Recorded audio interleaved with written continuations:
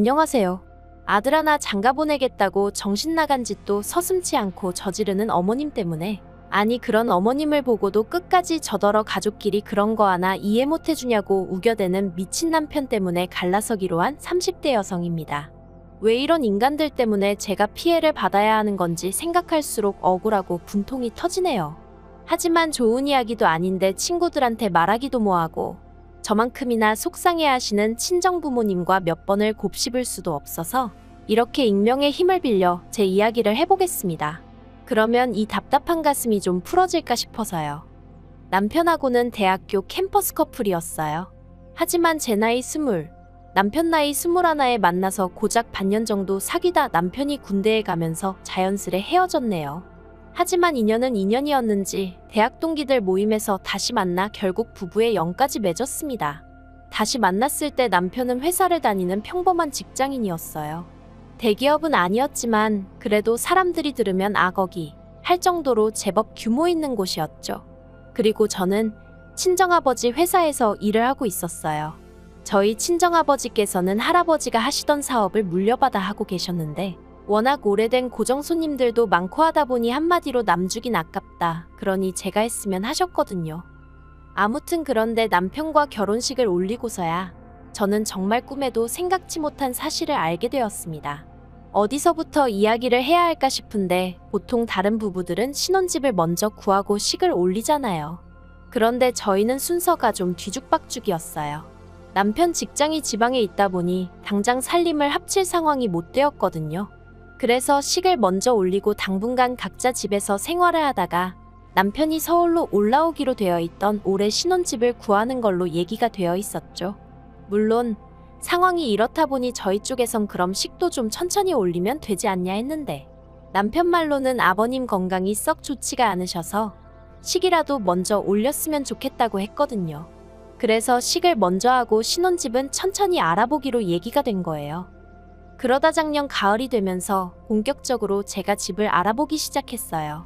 남편이 예상보다 조금 일찍, 그러니까 11월 말부터 서울에서 근무가 가능할 것 같다고 해서 좀 서두르게 된 거죠. 그런데 남편이 이상하게 돈 이야기만 나오면 뭔가 자꾸 피하는 느낌이 돼요. 그래서 제가 하루는 도무지 안 되겠다 싶어서 혹시 나한테 뭐 숨기는 거 있냐고 캐물었습니다. 남편은 아니나 다를까 그날도 그런 게 어디 있겠냐면서 은근슬쩍 넘어가려고 했고요. 하지만 제가 죽어라 물고 늘어지니 결국은 자기도 더는 안 되겠다 싶었는지 저더러 너무 놀라지 말라면서 지금 당장 수중에 돈이 하나도 없다는 사실을 털어놓았습니다. 참고로 처음 결혼 이야기가 나왔을 때만 하더라도 남편이 모아둔 돈이 1억 정도 있었거든요. 그래서 제가 그 돈을 도대체 다 뭐 했냐고, 혹시 주식이나 코인 같은 걸 한 거냐 따졌어요. 그러자 남편이 한다는 말이 아주버님한테 빌려줬답니다. 아주버님이 정말 잠깐만 쓰고 주겠다며 빌려달라고 사정을 해서 모른 척할 수가 없었다면서요. 참고로 아주버님은 미혼이고 남편보단 4살이 더 많아요. 그리고 여담이지만 결혼 전에 2번 만났었는데 2번 다 별로 좋은 기억으로 남진 않았네요. 아주버님에 대해서 조금 더 이야기를 해보자면 시댁 이야기를 안 할 수가 없겠습니다. 사실 연애 때만 하더라도 시댁 사정에 대해선 잘 몰랐어요. 남편이 워낙 시댁 이야기를 잘 안 하기도 했고, 저도 뭐랄까, 남편이 말하는 방식이라던가 하고 다니는 모습을 보고 추측컨대 그렇게 이상한 집에서 컸단 생각은 안 들었거든요. 그래서 저처럼 그냥 평범한 가정에서 자랐을 거라고 막연히 짐작하곤 별달리 궁금해하질 않았죠. 남편이 알뜰한 면이 있긴 해도 야박한 사람은 아니라서 시댁 형편이 어려울 거라곤 상상도 못했고요. 게다가 본격적으로 결혼 이야기가 나오고 나선 원래 시댁에 가서 인사를 드리려고 했거든요. 그런데 남편이 말하길 어머님이 원래 집에 사람 오가는 걸 별로 좋아하지 않아 하신다며 웬만하면 밖에서 만났으면 좋을 것 같다는 거예요. 그리고 그땐 저도 어머님께 잘 보이고 싶은 마음이 컸으니 굳이 어머님이 내켜하지 않아 하신다는데 고집을 피울 이유가 없었죠. 저도 시댁에 가는 것보단 밖에서 뵙는 게 편하겠다는 생각도 했고요. 그래서 시댁의 상태라고 해야 하나, 아무튼 제 눈으로 확인할 기회가 마땅히 없었어요. 그러다 결국 청첩장까지 나오고 나서야 처음으로 시댁에 방문하게 되었는데, 그때 솔직히 저도 사람인지라 실망을 안 했다면 거짓말이에요. 처음 시댁에 도착해 집 안으로 들어서는데 여기에 어머님, 아버님, 아주버님 그리고 남편까지 넷이 산다니 생각만으로도 갑갑하더라고요. 제가 얼마나 대단한 궁궐 같은 집에서 사는 사람은 아니었지만 그래도 성인 4명이서 방 2개짜리 아파트라니. 그래도 뭐 결혼 자체를 한 해 만에 그런 생각은 안 했습니다. 어차피 남편이 모아둔 돈도 있었고 저도 모아둔 돈이 있었고 그리고 저희 친정부모님께서 저 시집 갈 때 그래도 어느 정도 해주실 거라고 말씀하신 적이 있었거든요. 그러니까 한마디로 나름대로 믿는 구석이 있었던 거죠. 그래서 그냥 이 힘든 상황에서 얼른 내 남편이라도 데리고 나와야지 했는데 막상 집을 알아보려고 하니까 남편 돈이 아주버님한테 다 묶여 있다고 하니 제가 환장할 수밖에 없지 않았겠어요? 그래서 제가 어떻게 나랑 상의도 없이 그 큰돈을 아주버님한테 홀랑 다 빌려준 거냐고. 정말이지 저도 모르게 눈물이 나대요. 그러자 남편이 자기도 답답하다면서 미치겠다더니 조금만 더 기다려보잡니다. 그래도 설마 가족인데 나 몰라라 하겠냐고요. 어쨌든 이 이야기를 친정에 안 할 수는 없었어요. 그래서 결국 이튿날 친정부모님께 남편의 상황을 있는 그대로 말씀드렸죠. 그리고 조마조마했는데 역시나 친정아버지께서 정말 크게 화를 내셨습니다. 가뜩이나 여러 가지로 마음에 안 드는데 제가 좋다 해서 어쩔 수 없이 허락하신 결혼이었거든요. 친정어머니도 그러면 뭐 집을 우리더러 해달라는 거냐면서 제 남편이고 시댁 식구들이고 뻔뻔하다며 혀를 내두르시대요. 그리고 솔직히 제 입장에선 무슨 말도 하기가 어려웠어요. 친정부모님의 속상하신 마음이야 이해가 됐지만 그렇다고 같이 남편 욕을 하자니 그러면 남편하고 사는 제가 뭐가 되나 싶기도 하고. 아무튼 그래서 일을 어쩌면 좋냐니까 친정부모님이 뜻밖의 제안을 하셨습니다. 저랑 남편더러 친정에 들어와서 살라고요. 사실 친정부모님은 두 분이서 50평대 아파트에 거주하고 계셨고 그래서 두 분이 방 하나씩을 쓰고 계셨어도 방 2개가 남는 상황이었어요. 그러니 저희 둘이 들어가서 사는 게 전혀 문제가 되는 상황은 아니었죠. 그래서 남편에게 이 이야기를 전했고 남편도 솔직히 자기가 존내실래 따질 상황이 못 되어서 그런가 군소리 없이 그러자 하대요. 그렇게 저희는 작년 11월부터 친정에서 살기 시작했습니다. 친정부모님이 됐다고 하셨지만 염치가 있으니 다달이 100만 원씩 드리겠다 했어요. 이걸 가지고 남편은 시댁엔 안 드리냐며 입을 삐죽거렸지만 제가 그러면 우리 집엔 월세라도 따로 드릴 거냐니까 더는 말은 안 하대요. 그리고 사실 제가 그렇다고 친정에서 살림을 한 것도 아니고 전 정말 편하게 지냈거든요. 결혼 전이랑 별다른 거 없이요. 하지만 남편은 달랐을 거예요. 눈치도 보였을 거고 저만큼 편하진 않았겠죠. 하지만 전 어떻게 들릴지 모르겠지만 이 모든 상황이 어느 정도는 남편 스스로 자초했다고 생각했기 때문에 남편이 안쓰럽진 않더라고요. 한편 그렇게 친정살이를 시작한 지 한 달쯤 되었을 때 정말 황당한 이야기를 듣게 되었습니다. 어머님이 저더러 집들이 안 하냐고 물으셨거든요. 전 제 귀를 의심했어요. 아니, 돈이 없어서 친정에 빌붙어서 사는 마당에 무슨 집들이냐고 따지고 싶은 걸 가까스로 억누르고 저희 집도 아닌데 무슨 집들이를 하냐 했습니다. 하지만 어머님께서 하시는 말씀이 그래도 저희가 이렇게 삽니다 하고 한번 보여주는 게 당연한 너 아니냐대요. 어찌나 어이가 없던지. 그런데 그 와중에 남편이 한다는 말이 어머님 입장에선 아들이 처가살이 한다니 걱정이 돼서 그러시는 거 아니겠냐며 그냥 어머님 마음 편하시게 한번 오시게 하면 안 되겠냐는 겁니다. 제가 그런 남편더러 시부모님의 아주버님까지 여기 오신다고 하면 우리 부모님은 얼마나 불편하실지 그런 건 걱정 안 되냐고 따졌어요.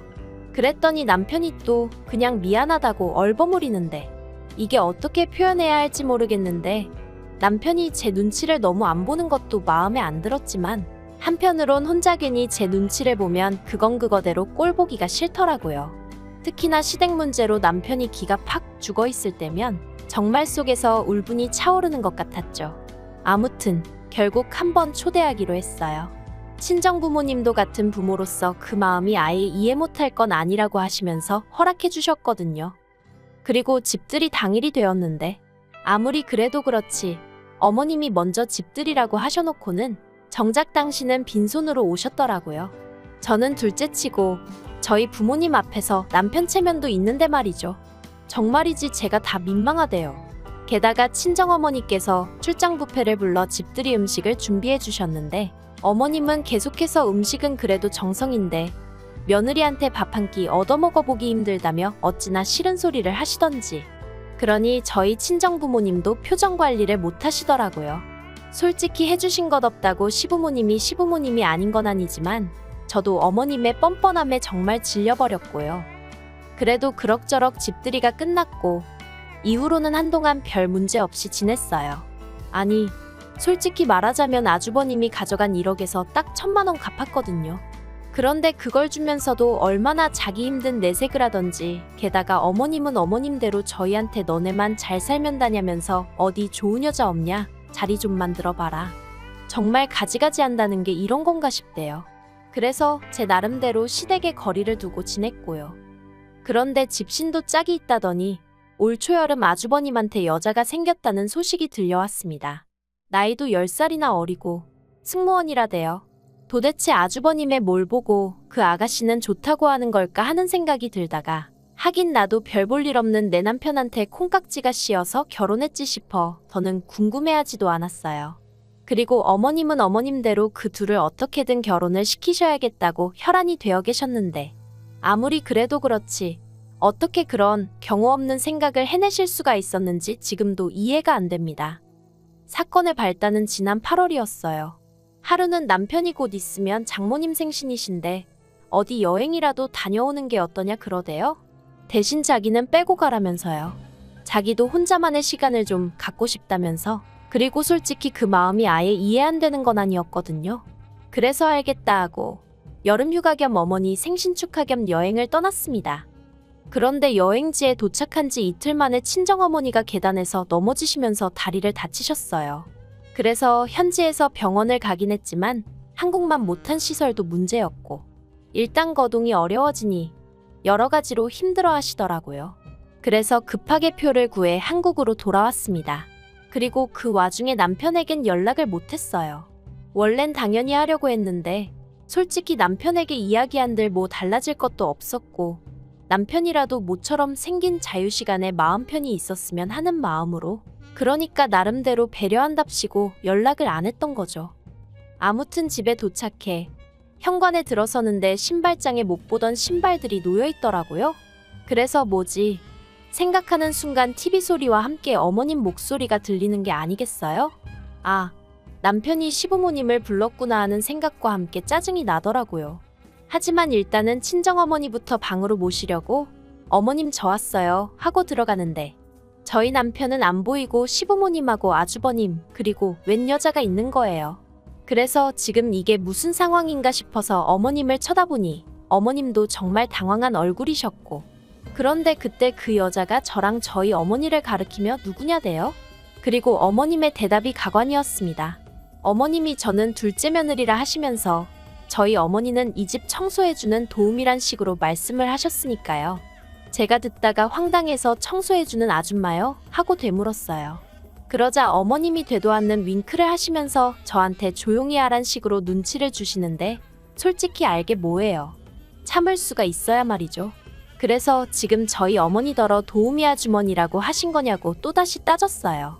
그리곤 그 여자한테 뭘 어떻게 듣고 왔는지 모르겠지만 여긴 내 친정집이라고 그러니 나가달라고 했네요. 그러자 그 여자가 상황 파악을 하느라 그런 건지 정신 나간 표정을 잠깐 짓더니 어이없다며 혼잣말을 중얼거리다 휙 나가버리더라고요. 그러자 아버님이 이럴 줄 알았다며 큰 소리를 내셨고, 그러는 와중에 주차하고 뒤늦게 올라오신 저희 친정아버지와 맞닥뜨리게 되셨습니다. 친정아버지께서 사돈이 지금 이 시간에 왜 우리 집에 와 계시냐 물으셨고, 그때부턴 정신이 하나도 없었어요. 남편에게 전화해 어디냐니까 집이라는 뻥을 치길래 내가 지금 집이니까 헛소리 하지 말랬더니 다급한 목소리로 집에 아직 안 들어갔지? 들어가지 말고 밖에서 만나자 하는데, 이 인간도 다 아는구나 싶어서 어이가 없더라고요. 그리고 이내 남편이 집에 오면서 모든 전말이 밝혀졌습니다. 어떻게든 그 여자랑 아주버님을 결혼시키겠다는 욕심에 어머님이 마치 재산 꽤나 있는 시댁처럼 보이려고 저희 부모님과 제가 자리를 비운 사이에 저희 집에 그 여자를 초대했던 거더라고요. 저희 남편은 자기 말론 양심의 가책이 느껴져서 자리를 비웠었다나 어쩐다나 핑계가 어떻건 간에 황당하고 어이가 없었죠. 그래서 제가 이러시는 거 다 사기라고 하니까 하시는 말씀이 사기나 마나 당신은 당신 아들 장가만 보내면 된답니다. 자식 위해서 부모가 무슨 짓인들 못하겠냐면서요. 황당하고 기도 안 차대요. 그리고 결국 그 일로 저와 남편까지 대판 싸우게 되었습니다. 저는 남편에게 이러려고 나한테 친정 부모님 모시고 여행 가라 한 거냐고 따졌고, 남편은 그건 그거고 이건 이거라면서 저더러 덕분에 형 결혼은 쪽났다고 좋기도 하겠다며 화를 내더라고요. 그래서 제가 남편더러 막말로 우리 돈도 다 못 갚으셔놓고 결혼이 가당키나 하냐고 따졌습니다. 그랬더니 남편이 그게 왜 우리 돈이냐고, 내 돈이라고, 그리고 내 돈으로 내가 내 형 도와준 건데 네가 왜 난리냐고 그러면서 저더러 관심 끌어대요. 뒤통수를 정말 망치로 한 대 맞은 기분이었어요. 결혼할 땐 네 거 내 거 없이 서로 힘을 합쳐 같이 잘 살자는 거 아니었나? 게다가 정작지는 내 친정에서 빈대부터 사는 주제에 정말이지 분한 마음을 감출 수가 없더라니까요. 그래서 그러냐고, 그러면 너도 내 부모님 집에서 짐 싸서 나가라고 했어요. 이제 와서 네 거 내 거를 따지는 너를 보니 오만 정이 뚝 떨어진다고. 그러니 가서 네 가족들이랑 살라고 했죠. 그리고 그렇게 저희는 갈라섰습니다. 그나마 다행히 친정아버지의 불같은 반대로 혼인신고는 나중에 하기로 했었는데 그게 신의 한 수가 될 줄은 몰랐네요. 재산이나 마나 제가 남편한테 받으면 받아야지 나눌 것도 없었고요.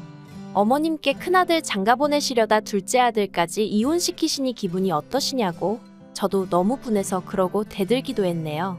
당연히 아주버님 혼사 자리는 파토가 났고요.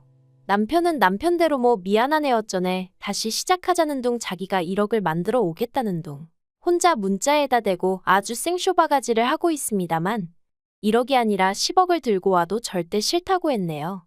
가진 거 없는 게 문제가 아니라 양심 없고 뻔뻔한 그 심보가 문제라고. 앞으로 정신 똑바로 차리고 분수에 맞게 살라는 말을 못 해준 게 좀 아쉬울 뿐입니다.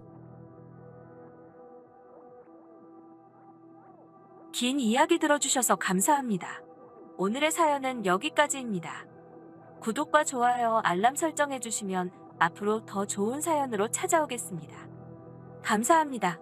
안녕하세요. 매일 새로운 사연을 전하는 읽어주는 사연 라디오입니다. 구독과 좋아요, 많은 공유 부탁드립니다. 오늘의 사연 시작하겠습니다. 안녕하세요. 결혼한 지 14년 만에 이혼을 결심한 50대 여성이에요. 결혼 생활 횟수에 비해 제가 나이가 많죠. 어디서부터 어떻게 이야기해야 하나 싶은데 원래 결혼 생각이 없었는데 뒤늦게 남편이란 사람을 만나 팔자에도 없는 결혼을 했거든요. 그리고 이후로 사실 돌이켜보면 그동안에도 별의별 일이 있었지만 아이를 핑계로 먹고 사는 걸 핑계로 어영부영 넘어갔던 게 사실이에요. 뒤늦게 한 결혼이었던 만큼 남들 눈에 잘 사는 걸로 보였으면 싶어서 어떻게든 이혼만큼은 피하고 싶기도 했고요. 그런데 얼마 전 그 일을 겪고 나니 제 인생이 안타깝고 더는 이렇게 못 살겠다 싶네요. 남편하고는 먼 친척의 소개로 만났습니다. 남편은 당시 공장 생산직으로 근무하고 있었고 저는 중소기업에 다니는 회사원이었어요. 남편이나 저나 솔직히 별 볼 일은 없었지만 저는 남편의 근면성실하고 책임감 있는 성격이 마음에 들었고 남편은 남편대로 수더분하면서도 알뜰살뜰한 제가 좋았다대요. 어느 다른 연인들과 마찬가지로 작은 다툼이 있기도 했고 서로 헤어지니 많이 한 적도 있지만 그래도 결국 연애 2년 만에 남편이 먼저 결혼하자 했고 저도 남편 정도면 결혼 상대로 나쁘지 않다는 생각에 그러자 했습니다. 결혼 당시 양가에서 특별히 받은 건 없어요. 아버님은 일찍이 돌아가셨고 이후로 어머님과 남편 그리고 시동생과 신우까지 그렇게 네 식구가 의지하며 살았다고 들었거든요. 그리고 저희 집 사정도 별반 다르지 않았습니다. 비록 부모님은 두 분 다 건강하셨지만 제가 시집 간다고 한몫 챙겨주실 만큼의 재산은 갖고 계시지 않았으니까요. 그나마 다행히 두 분 앞으로 집 한 채 있고 자식들한테 손 벌리지 않을 정도는 되셨으니 그것만으로도 감사한 마음이었죠. 아무튼 시댁에서 아무것도 해주지 않는 마당에 저라고 딱히 친정에 손을 벌리고 싶은 생각은 없었어요. 남편도 그건 자기 체면이 안 선다며 내키지 않아 했고요. 그래서 저희들이 모아둔 돈에 대출 좀 받아서 그렇게 빠듯하게 결혼 생활을 시작했네요. 그런데 결혼한 지 1년 만에 아주 난처한 상황이 되었습니다. 알고 보니 시동생이 빚을 얻어서 그 돈을 죄다 어떤 여자한테 가져다 바쳤다는 거예요. 더 어이가 없는 건 정작 그 여자를 만나본 적도 없었다는데 뭐에 홀려서는 그런 짓을 한 건지. 경찰에 신고도 했고 수소문도 해봤지만 뭐 결국 돈은 1원 한 푼 되찾지 못하게 생겼더라고요. 아무튼 상황이 그렇다 보니 결국 어머님께서 집을 팔아 그 빚을 갚아주시겠다 하대요. 아직 앞길이 구만리 같은 아들이 돈 몇 푼에 쓰러지는 꼴을 어떻게 보냐면서. 그런데 솔직히 어머님 집이라고 해봤자 20평 남짓의 오래된 빌라였거든요. 그러니 돈이 얼마 되지도 않았죠. 게다가 문제는 집 팔아서 시동생 빚 갚아준다 하니까 남편의 여동생, 그러니까 신우가 난리를 치대요. 왜 둘째 오빠만 챙겨주냐.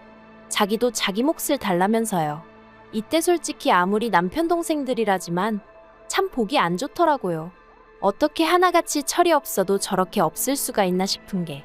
어쨌든 결국 어머님 집값이 절반이 시동생과 신우 몫으로 사라졌습니다. 하지만 이때까지도 저는 그렇게 기분이 상한다거나 그런 건 없었어요. 어머님 재산이니 어머님이 누구에게 주시든 어떻게 쓰시든 제가 상관할 바가 아니라고 생각했으니까요. 다만 한 가지 마음에 걸리는 일이 있었는데 저렇게 다 퍼주시고 나면 어머님은 어디서 어떻게 생활을 하시려고 하나 하는 거였죠. 실제로 집을 팔고 나서 갈 곳이 마땅찮아 이모님네 며칠 계시다 저희 집에 와 계셨거든요. 그런데 남편 말로는 발품 팔고 하면 왜 집을 못 구하겠냐며 걱정 말라고 큰 소리를 치대요. 하지만 결국 제 걱정이 현실이 되고 말았죠. 어머님이 저희 집에 와 계신 지 어느덧 한 달쯤 되던 때 남편이 저더러 할 말이 있다고 하더니 일단은 미안하게 됐다면서 자기가 아무리 알아봐도 어머님이 혼자 지내실 만한 곳을 찾기가 어렵답니다. 솔직히 아무리 서울이 아니라고 해도 4천만 원 남짓으로 집을 구한다는 게 쉽지 않을 거란 걸 전 진작에 알고 있었거든요. 그래서 남편의 말에 크게 놀라진 않았어요. 오히려 그럼 그렇지 싶었달까요. 하지만 문제는 뒤에 이어지는 남편의 말이었습니다. 남편이 어머님도 이제 우리 집에서 생활하시는데 익숙해지신 듯하니 당분간 이렇게 살면 어떻겠냐 했거든요. 솔직히 남편이 이렇게 물어오면 어쩌나 생각을 못했던 건 아니에요. 하지만 그런 생각이 들 때마다 애써 현실 부정을 하곤 했었는데 진짜 남편 입에서 그 얘기가 딱 나와버리니까 한마디로 눈앞이 깜깜하대요. 하지만 결국 어쩔 도리가 없었습니다. 돈이 없다는데 무조건 싫다 안 된다 하며 어머님더러 나가시라 할 수도 없고, 그래서 일단은 저희가 애가 없었으니 나중에 아이방으로 쓰려고 했던 방을 어머님께 내어드렸어요. 그리고 남편에게는 나름대로 노력하겠지만 그래도 나도 직장 생활을 하니까 어머님이 살림은 좀 도와주셨으면 좋겠다고 솔직히 얘기했습니다. 그랬더니 남편이 자기 어머니가 그래도 그렇게 꽉 막힌 분은 아니라며 걱정하지 말라고 하더라고요.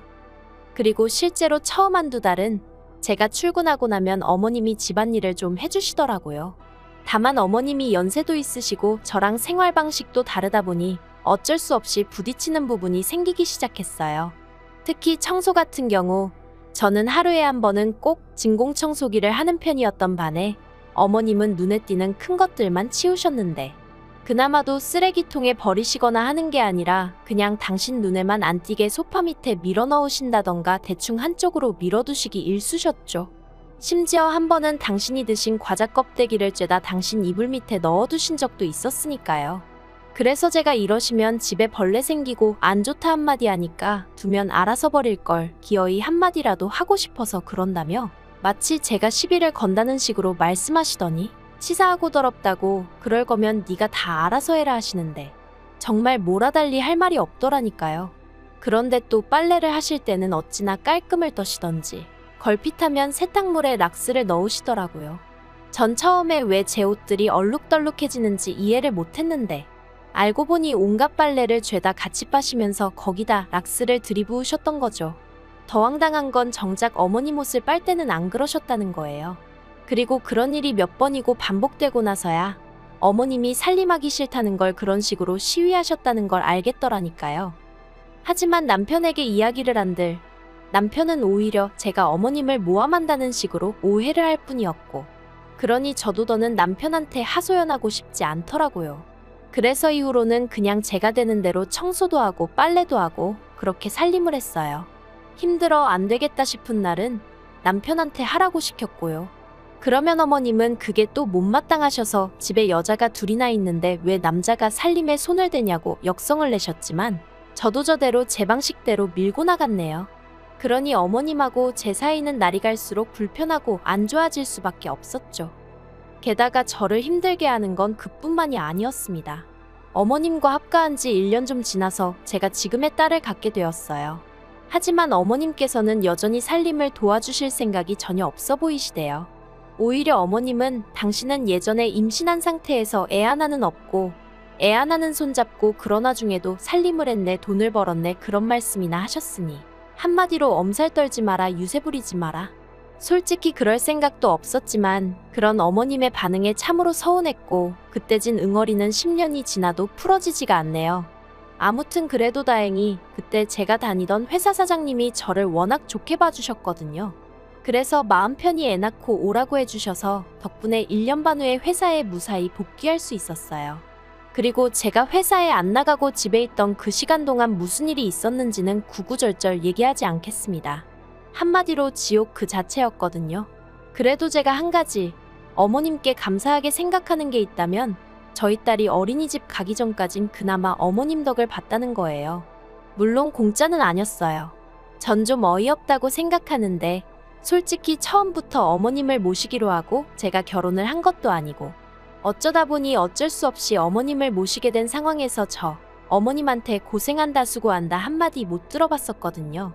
생활비는커녕 저 뭐라도 하라고 단돈 10,000원 주신 적도 없으시고요.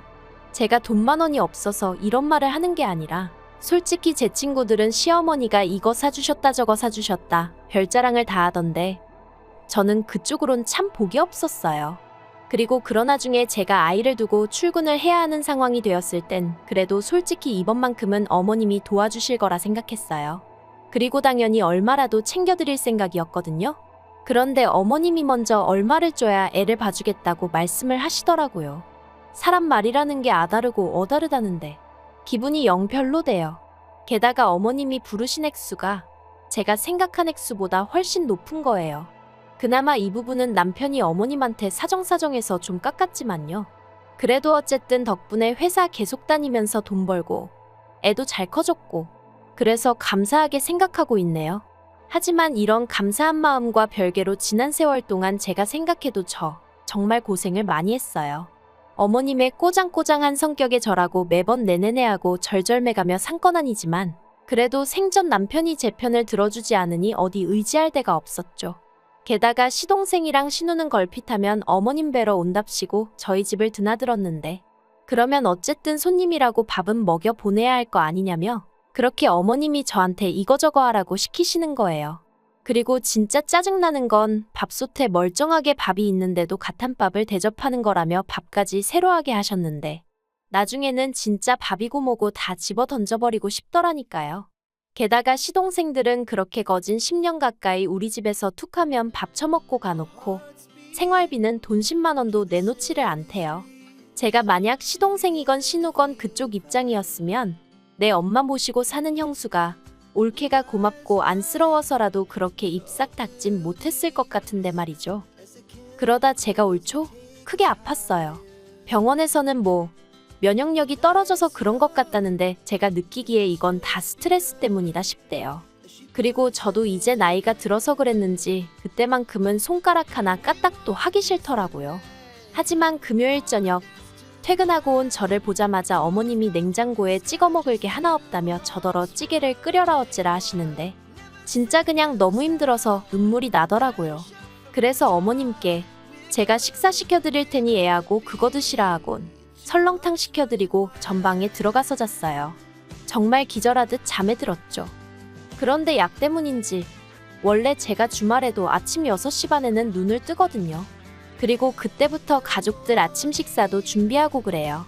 그런데 그날따라 제가 9시에 눈을 떴습니다. 아니, 사람이 살다 보면 늦잠 좀 잘 수 있는 거 아니겠어요? 게다가 제가 아팠잖아요. 그러면 어머님 입장에선 한 번도 그런 적 없던 며느리가 잠에서 깨질 못하고 있으니 걱정을 해주시는 게 정상 아닌가 싶은데 제가 서둘러 방에서 나갔더니 거실에서 어머님이 정말 저를 무섭게 노려보고 계셨어요. 아마 제가 언제쯤 일어나나 안방문만 째려보고 계셨던 모양이래요. 아무튼 제가 어머님께 식사는 하셨냐니까 대답은 안 하시고 그 옆에 앉아있던 제 딸한테 사람이 이래서 배워야 되는 거랍니다. 배운 게 없으니 어른 공경할 줄도 모르고 지 도리도 못한다면서요. 그러면서 너는 그렇게 살지 마라 하시는데 그게 할머니가 손녀한테 할 소린가요?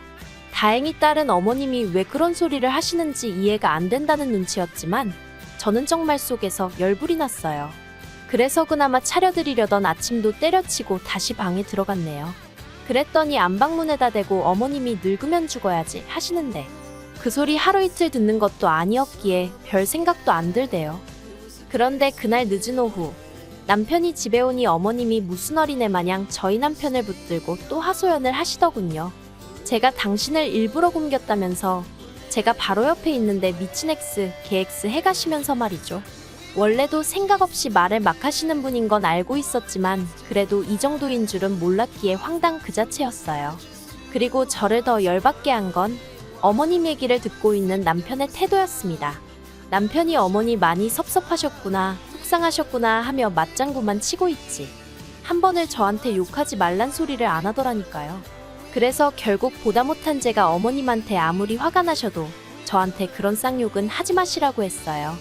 그랬더니 남편이 제 손목을 휙 잡아 끌어 안방으로 데리고 가선 한다는 소리가 노인네가 무슨 소린들 못하겠냐는 겁니다. 나라님한테도 저렇게 욕하시고 돌아가신 아버님한테도 저렇게 하시는 분이라면서 저더러 그러려니 하라나요? 어이가 없어서 나라님한테 건 돌아가신 아버님한테 건 그건 내 알 바 아니고 어쨌든 나는 이대로는 못 넘어간다고 했습니다. 내가 이날이 때까지 어머님한테 뭐 인정받자고 그 비위 맞추고 산 건 아니지만 처음 아침밥 한 번 안 차려드렸다고 그런 쌍욕을 먹어야 한다곤 생각 안 한다고 이거 사과 못 받으면 더는 같이 못 산다 했죠. 그러자 남편이 저더러 미쳤냐입니다. 어디 대들 상대가 없어서 어머님을 상대로 그러냐면서 세상 천지에 시어머니한테 사과받겠다고 드는 며느리는 저밖에 없을 거라나요? 그리고는 저더러 한다는 말이 솔직히 제가 어머님한테 뭘 얼마나 해드렸다고 유세냐대요. 어차피 어머님이 안 계셨어도 우리 가족 삼시세끼는 먹고 살았어야 하는데 거기다 숟가락 젓가락 하나 더 올린 거 아니냐고. 그래놓곤 이제 와서 얼마나 어머님을 위해드린 척 하지 말라는데 정말 기가 막히더라고요. 그래서 남편더러 네가 그렇게 생각하는지 몰랐다. 소름 끼친다 하곤 이혼하자 했어요. 그러니까 남편이 저더러 헛소리 좀 하지 말랍니다. 그냥 저 하나만 참고 넘어가면 될걸 괜히 일 키우지 말라나요? 그리고 솔직히 이후로 또 몇 달 동안 이혼 생각을 하면서 정작 행동엔 옮기지 못하고 있었어요. 가장 마음에 걸린 건 아무래도 딸하고 돈이었죠. 딸을 제가 키우고 싶은데 그러면 살 곳도 마련해야 하고 어쨌든 제가 직장이 있긴 했어도 이혼하고 나면 수입이 반토막 나는 거니 그걸로 둘이 살 수 있을까 걱정도 되었고 그래서 이도저도 못하고 있었거든요. 그런데 지난달 초 저희 어머님이 위암 판정을 받으셨네요. 3기로 넘어가기 직전이라고요. 그리고 그제서야 어머님 병수발을 누가 들거냐로 얘기가 나오기 시작했어요. 물론 시동생하고 신우는 누가 먼저랄 것 없이 자기들은 못한다고 나왔지만요. 그런데 웃긴 건 저희 남편은 당연히 제가 해드려야 된다는 식인 거예요. 제가 평소에 제대로 못 챙겨드려서 이렇게 된 거 아니냐는 식으로 몰아가더니 책임을 져야 할 거 아니냐고요. 어이가 없어서 난 당신하고 이혼할 건데 내가 왜 어머님 병수발을 들겠냐고 안 한다 했죠. 그러자 남편이 그때부터 하루는 저를 달랬다가 하루는 윽박을 질렀다가 아주 난리도 아니대요. 그렇지만 저 솔직히 저희 어머님 위암 걸린 거 인간 대 인간으로 안타깝긴 한데 며느리로선 하나도 불쌍하지 않아요. 고소하다, 잘됐다 그런 건 아니지만 적어도 제가 어떻게 해드리고 싶다, 도와드리고 싶다 그런 마음은 안 생기네요. 그리고 저는 결국 딸을 데리고 친정으로 왔습니다. 뿐만 아니라 저도 제 나름대로 따로 찬 주머니가 있었기에 이혼을 위해 변호사도 샀어요. 이제 미뤄왔던 숙제를 해야 할 시간이란 마음으로 하나씩 준비해서 해결해 나가려고요. 어머님 병간 오고 나발이고 그건 남편 사정이고 저는 이제라도 제 인생을 되찾아야겠습니다. 딸은 어디까지 알고 이해하는 건진 몰라도 저더러 자긴 제 편이라대요. 솔직히 딸한테는 그냥 미안한 마음뿐이에요. 아무튼 이제라도 네 엄마, 네가 한번 챙겨가며 살아봐. 장담컨대 얼마나 다루기 힘든 양반인지 너도 금방 깨닫게 될 거고 나한테 진짜 고맙고 미안해서 피눈물을 흘리게 될 거라고 얘기해주고 싶네요. 긴 이야기 들어주셔서 감사합니다.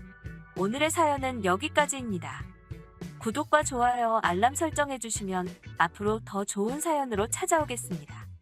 감사합니다. 안녕하세요. 매일 새로운 사연을 전하는 읽어주는 사연 라디오입니다. 구독과 좋아요, 많은 공유 부탁드립니다. 오늘의 사연 시작하겠습니다. 안녕하세요. 미친 신우의 헛소리 때문에 하마터면 이혼 엿딱지를 달 뻔한 30대 여성입니다. 어디 가서 하소연을 하자니 제 얼굴에 침 뱉기 같아서 차마 입이 안 떨어지고, 그렇다고 그냥 넘어가자니 성질이 뻗쳐서 하루하루가 지옥 같은 게 정말 미치겠더라고요. 그래서 이렇게 익명의 힘을 빌려 제 이야기를 하러 왔어요. 남편하고는 지인의 소개로 처음 만났습니다. 당시 저는 동네에서 작은 옷가게를 운영하고 있었고, 남편은 회사를 다니는 평범한 직장인이었죠. 지인 말로는 저희 둘이 성격도 조용조용하고 뭔가 서로 풍기는 분위기가 닮아 있다며 꼭 만나게 해주고 싶었다고 했어요. 그리고 지인의 말대로 남편과 저는 닮은 구석이 많았습니다. 여러 사람과 만나 왁자지껄한 분위기에서 서로 어울리기보다는 한두 명의 친한 사람들과 속 깊은 이야기를 나누기 좋아하고, 동물이라면 사족을 못 쓰는 것도 비슷했죠. 하지만 무엇보다도 취향이라고 해야 할지 입맛이라던가 좋아하는 영화 장르라던가 그런 게 비슷하니 참 좋더라고요. 그래서 2년이란 시간 동안 서로 불만 없이, 크고 작은 다툼 없이 연애할 수 있었던 것 같아요. 남편이나 저나 처음부터 결혼을 생각하고 만나기 시작한 것은 아니었지만, 저 32, 남편은 36이다 보니 언젠가부터 자연스레 결혼 이야기가 나오기 시작했어요. 사실 남편은 어땠는진 몰라도 저는 결혼에 대해 막연한 두려움이 있었는데, 남편과 만나면서 제 마음의 벽이 허물어졌다고 해야 할지, 만약 결혼을 한다면 이 사람이랑 해야겠다는 생각을 종종 했었답니다. 그래서 화창한 어느 봄날, 남편이 공원에서 저에게 조금은 어설프지만 진심을 담아 프로포즈를 해왔을 때, 저는 기쁜 마음으로 그 프로포즈를 받아들였네요. 그리고 그때부터는 솔직히 모든 게 일사천리로 진행이 될 줄로만 알았죠. 하지만 인생이란 게 원래 뜻대로 되는 게 아니라더니, 막상 결혼 준비를 시작하면서 하나둘씩 따져보니까 남편 한 사람만 놓고 보면 그래도 크게 마음에 걸리는 건 없었는데, 시댁의 상황이 영 탐탁지가 않더라고요. 일단 남편의 가족관계만 두고 보자면, 아버님은 남편이 어렸을 때 일찍이 돌아가셨고, 이후로 어머님과 누나 그렇게 세 식구가 서로 의지하며 살았다고 들었어요. 특히 남편하고 신우는 8살이나 차이가 나다 보니 어머님만큼이나 신우도 고생을 많이 했다대요. 그래서 남편은 말끝마다 우리 불쌍한 누나, 우리 누나가 고생을 많이 했지, 우리 누나 같은 사람이 없어, 뭐 이런 말을 자주 하더라고요. 그런데 솔직히 이게 그렇게 듣기 좋지는 않았습니다. 물론 남매 간의 우애가 좋은 건 응당 본받아야 할 일이고 칭찬받아 마땅한 일이지만, 고부 사이만큼이나 어려운 게 신우와 올케 사이라잖아요. 그러니 제 입장에선 만약에 신우랑 나랑 부딪히는 일이 생기면 남편이 과연 내 편만을 들어줄 수 있을까 하는 좀 유치한 걱정이 자꾸 되는 거예요. 만약 남편이 공평하게 한답시고 중재를 하려 든다거나 신우 앞에선 신우 편 들고 제 앞에선 제 편을 드는 식으로 처세를 한다면 그 또한 정말 짜증날 것 같았으니까요. 아무튼 남편이 어찌나 신우에게 애틋한지 부담스러웠던 게 사실입니다. 하지만 그래도 결국 남편과 결혼을 하기로 한 결정을 번복하진 않았어요. 당시 신우는 어머님과 대전에 살고 있었고 계속해서 그렇게 모시고 살 거라고 했기에 저희 부부와 그렇게 자주 만날 일이 있을 것 같진 않았거든요. 그래서 솔직히 살면서 신우랑 마주치면 몇 번이나 마주치겠나 싶어 더는 신경 쓰지 않기로 했던 거죠. 그런데 결혼식을 올리고 반년도 지나지 않아 또다시 생각지도 못한 상황을 마주하게 되었습니다. 남편이 지방으로 가게 되었거든요. 당시 남편이 다니던 회사는 작은 건설 회사였는데, 제가 회사 사정까지는 자세히 모르지만 전국 각지에서 일을 받아 한다고 들었어요. 그런데 이번에 남편이 맡게 된 공사는 누군가는 해당 지역의 관리 감독역으로 가 있어야 하는 상황이었고, 회사에선 그 자리에 저희 남편이 가길 원한다대요. 처음에 그 이야기를 듣곤 정말 눈앞이 깜깜했습니다. 머리가 멍해졌다고 해야 할지, 왜냐하면 남편이 발령받은 지역이 저희 사는 곳에서 차로 왕복 6시간은 좋게 걸리는 곳이었으니까요. 그 거리를 차마 남편더러 매일같이 오가라고 할 순 없고 이걸 어쩌지 싶대요? 그리고 아니나 다를까 남편은 당연히 그쪽 지역에 집을 얻어야 하지 않겠냐면서 저더러 한 달 안에 가게 정리해 그러대요. 그런데 솔직히 남편과 떨어져 지내는 건 싫었지만 동시에 현실적인 고민을 안 할 수가 없었습니다. 저희 남편 어디 가서 말하기 부끄럽지만 한 달에 270 정도 벌어요. 외벌이로 가정을 꾸려나가기엔 턱없이 부족한 돈이죠. 하지만 다행히 제가 동네에서 하는 옷장사이긴 해도 단골이 꽤 많아요. 그래서 저도 얼마나 많이는 아니지만 남편만큼은 벌어오고 있었거든요. 그러니 무턱대고 남편과 떨어져 있기 싫다는 이유로 제가 하던 일까지 접어가며 따라가는 건 아니다 싶대요. 까놓고 말해서 남편 따라 연고도 없는 그 지역에서 하루 종일 무슨 집 지키는 강아지 마냥 남편만 기다리며 살기도 싫었고요. 그리고 비록 지금 사는 집이 오래된 구축 아파트긴 했어도 엄연히 저희 명의였던 데다가 처음에 이사 들어올 때 신혼집 분위기 낸다고 리모델링도 싹 다 해서 들어왔어요. 그런데 이 집을 남한테 세를 주고 저희는 저희대로 지방에 내려가서 세를 얻어 산다. 솔직히 생각만 해도 짜증도 나고 속도 상하고 정말 내키지 않았죠. 그래서 며칠의 고민 끝에 남편에게 같이 가는 건 아닌 것 같다고 했어요. 나도 서운하고 섭섭하지만 당분간 주말 부부로 지내자고요. 그리고 다행이라고 해야 할지 남편의 반응은 비교적 덤덤했습니다. 그리고 아닌 게 아니라 얘기를 나눠보니 남편도 저랑 비슷한 생각을 했더라고요. 그러면서 남편이 자기가 능력이 부족해서 이런 일이 생긴 것 같다고 미안하다는데 솔직히 저 철없는 생각이지만 남편이 상사한테 말이라도 한번 해보면 안 되나 싶대요. 막말로 남편 회사 사람들이래봤자 많지도 않고 저희 결혼한 지 얼마 안 된 거 다 알 텐데 이런 시기에 지방 발령을 꼭 내야 하는 건지 한번 따져보라고 하고 싶었죠. 하지만 저희 남편 솔직히 그런 주변머리가 없어요.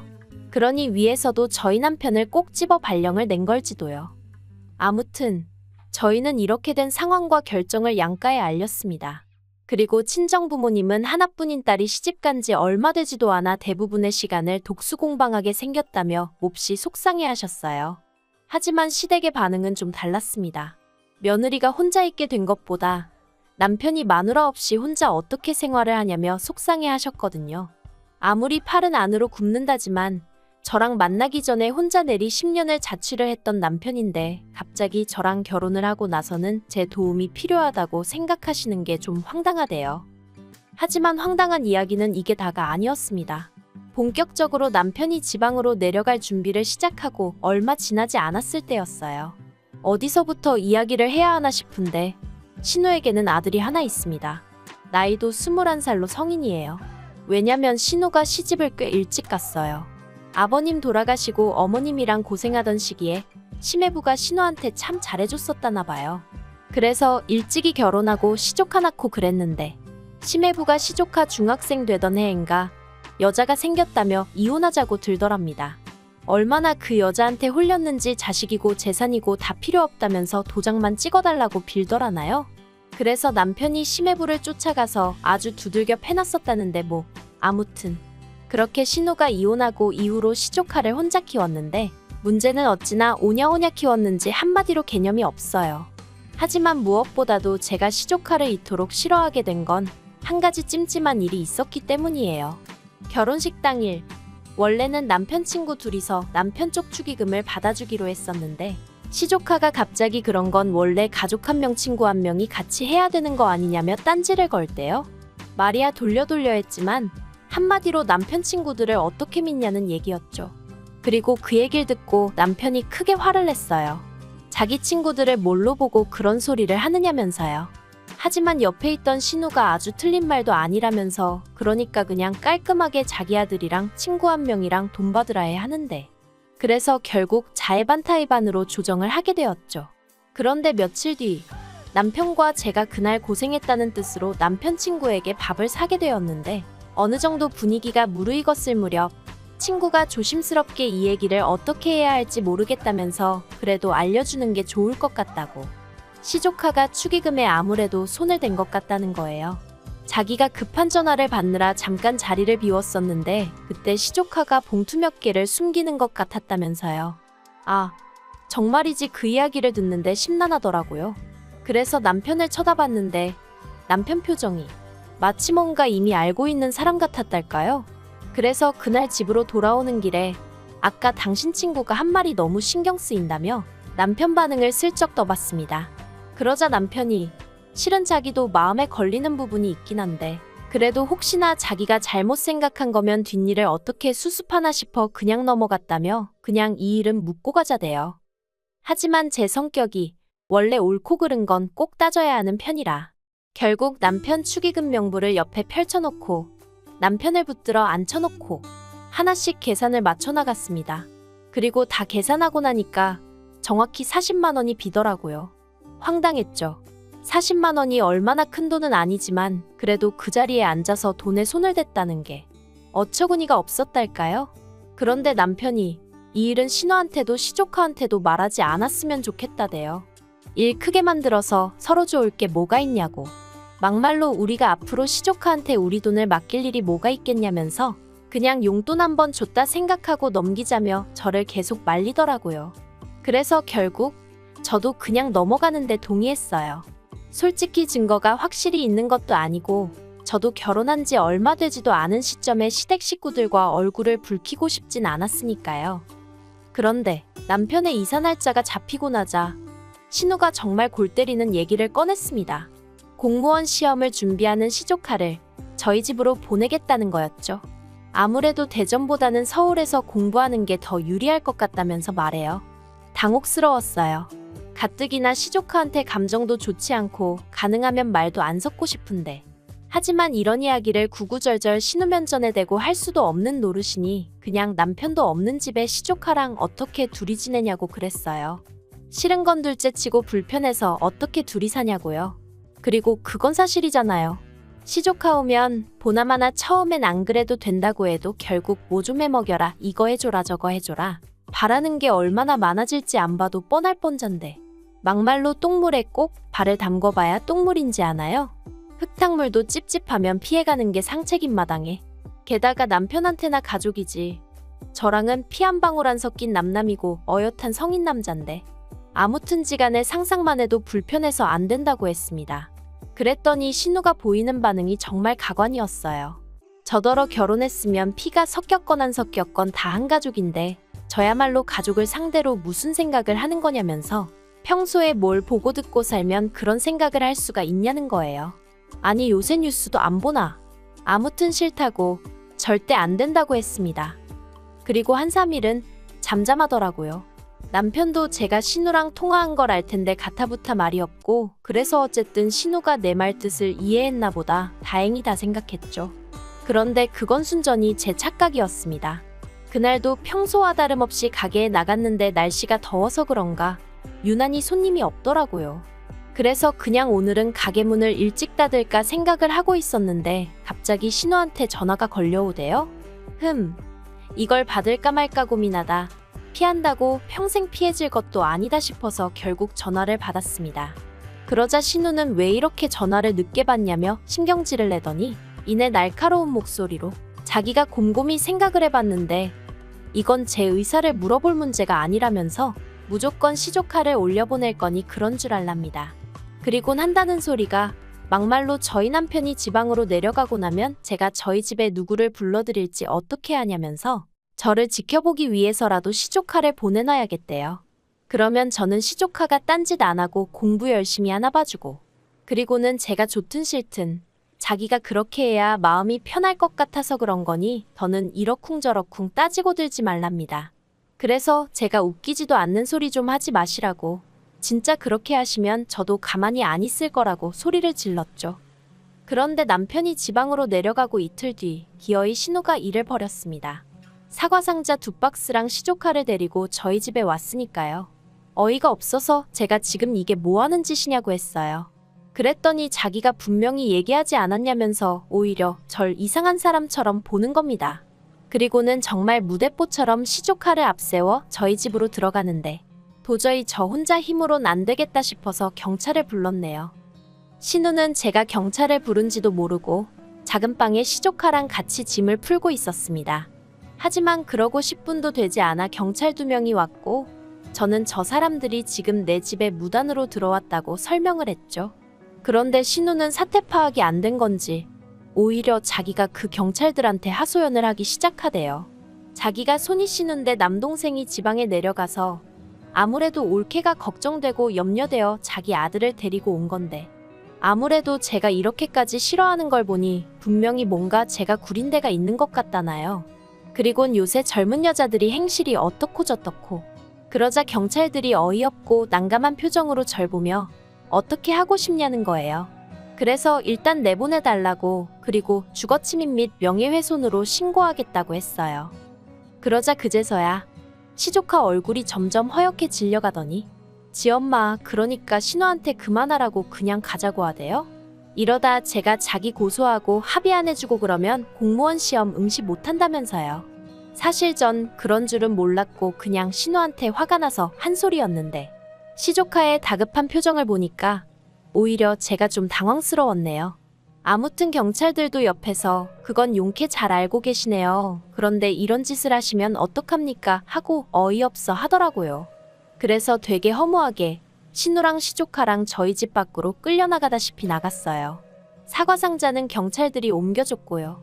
그리고 분해서 어쩔 줄 몰라 하는 신우한테 아들 앞길에 소금 뿌릴 거 아니면 행동하기 전에 생각 좀 하라고 한마디 했습니다. 차마 이러니 심해부가 질려서 바람이 난 거 아니냐는 소리는 목구멍 끝까지 올라왔지만 그래도 시조카도 있는 데서 할 소리는 아닌 것 같아 꾹 참았네요. 그리고 그날 밤 남편한테 전화해서 정말 불같이 화를 냈어요. 당신 누나 경우가 없어도 너무 없는 거 아니냐고. 아무리 그래도 그렇지 날 뭘로 보고 감시를 하니마니 하더니 기어이 올라올 수가 있냐 했죠. 그러자 남편이 꼴에 팔은 안으로 굽는다고 자기 누나가 매형이 바람펴서 마음고생을 좀 하지 않았냐. 그래서 좀 오버를 한 것 같다며 한 번만 이해를 해달라나요?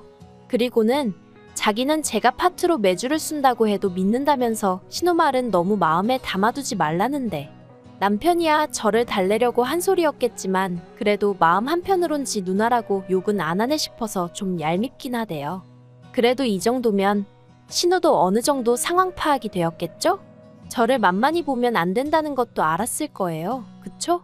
앞으로도 할 말이 있으면 참지 말고 해가면서 살아야겠어요. 제가 남편이랑 결혼을 해서 신우보다 아랫사람인 건 맞지만 그게 신우한테 찍소리도 하면 안 된다는 뜻은 아니니까요. 긴 이야기 들어주셔서 감사합니다. 오늘의 사연은 여기까지입니다. 구독과 좋아요, 알람 설정해주시면 앞으로 더 좋은 사연으로 찾아오겠습니다. 감사합니다.